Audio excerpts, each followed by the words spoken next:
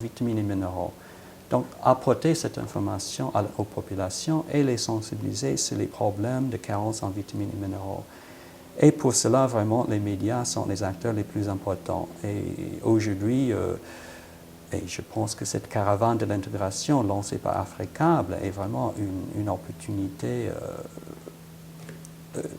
qu'il fallait nécessairement saisir, parce que de toucher les populations pour que ces populations maintenant qui ont accès, qui peuvent acheter, qui vont voir le logo fortification sur les produits, puissent comprendre pourquoi, apprécier ce que le secteur privé et le secteur public est en train de faire pour leur bien-être.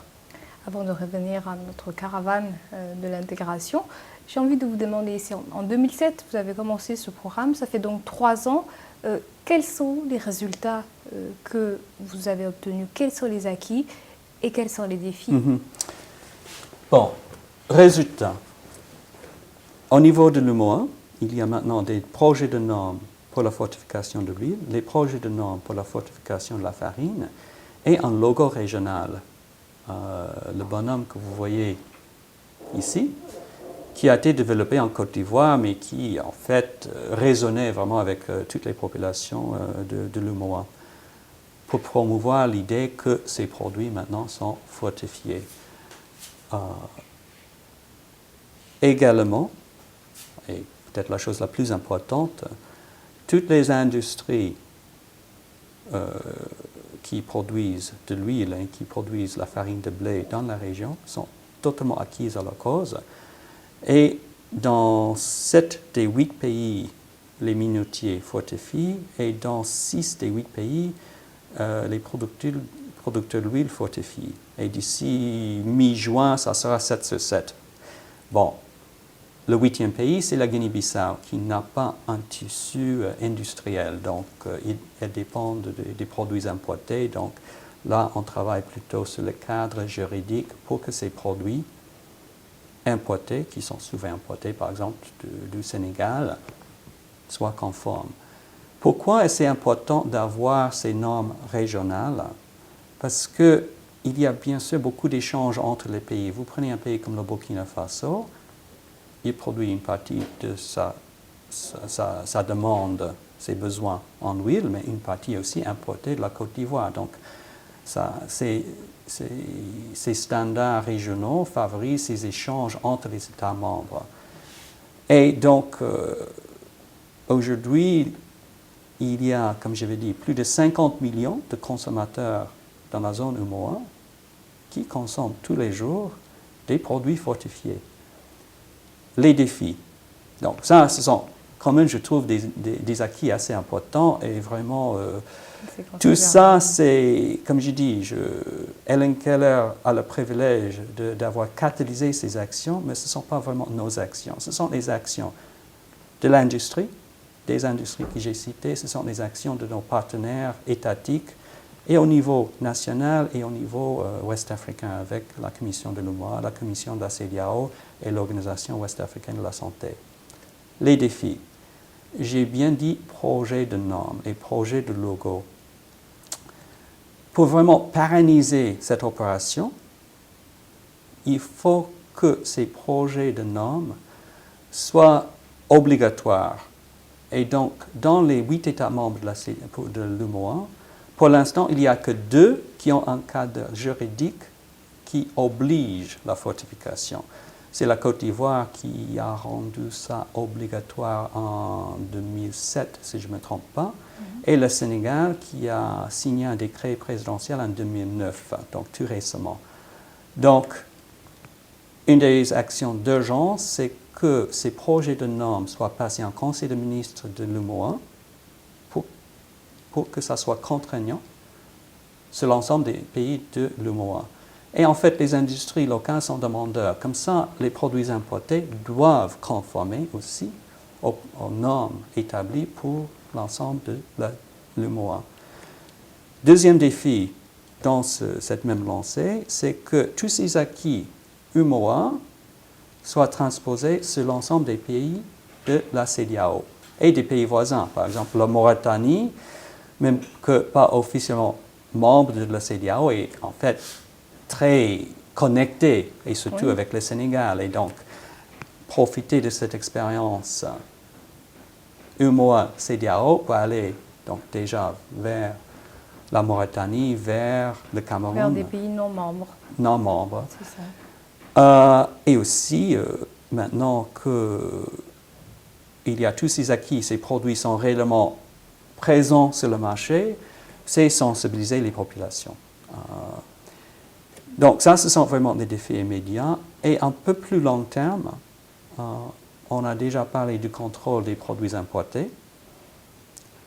Et ça, c'est surtout au niveau des ports, parce qu'on n'a pas, maintenant, si c'est une mouvance régionale, faire un contrôle entre le Mali et le Sénégal n'a plus de sens parce que tous les produits qui entrent dans la zone UMOA sont nécessairement fortifiés. Donc, c'est vraiment plus contrôlé au niveau des ports.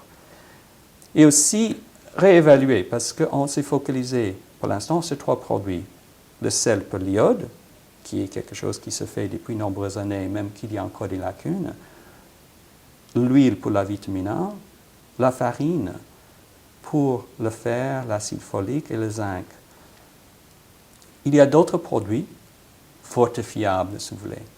Certains pays, par exemple l'Amérique centrale, a fortifié le sucre en vitamine A depuis plus de 30 ans avec des résultats très convaincants. Il y a une expérience avec une certaine marque de cubes d'arômes qui a déjà commencé à ajouter la vitamine A. Donc, si on voit maintenant qu'il y a encore des lacunes dans le régime alimentaire, il y a aussi peut-être d'autres produits. Voilà, donc c'est-à-dire ce n'est pas forcément clos. On a commencé avec des choses qui ont déjà une large couverture. Et là où les coûts sont vraiment minimes, et il se peut dans le temps, on voit que, écoutez, au Sénégal aussi, fortifier le sucre, ça serait en plus. Et il y a un pays de la sous-région qui fortifie déjà le sucre, c'est le Nigeria. Donc je pense que ce sont les défis à court terme et à plus long terme. Donc ce sera toujours dans le cadre de ce partage d'expériences entre les différents pays. Pour revenir au rôle des médias, Africable organise une caravane de l'intégration qui va parcourir 12 pays de la sous-région dans le cadre de la célébration du cinquantenaire de leur indépendance. Pourquoi avoir décidé de prendre part à cet événement en tant qu'ONG? En tant qu'ONG, d'abord, c'est le mot que vous avez bien utilisé, c'est la célébration. Parce que je pense trop souvent qu'on soit en Afrique, qu'on soit en dehors de l'Afrique, il y a une image peut-être trop négative. Et il faut vraiment célébrer aussi ce qui est très positif. Et il y a beaucoup d'acquis. Et je pense que les acquis dont je vous ai parlé en matière de fortification sont des raisons à célébrer. Personnellement, je suis très ému par le niveau d'engagement, le niveau de sincérité et le niveau de technicité et professionnalisme avec les industries ici en Afrique de l'Ouest avec lesquelles on collabore, les minotiers et les producteurs d'huile. Et le fait que ces industries se sont engagées dans cette mouvance pour la fortification, je pense que c'est vraiment une cause qu'il faut célébrer, qu'il faut faire connaître au niveau des populations.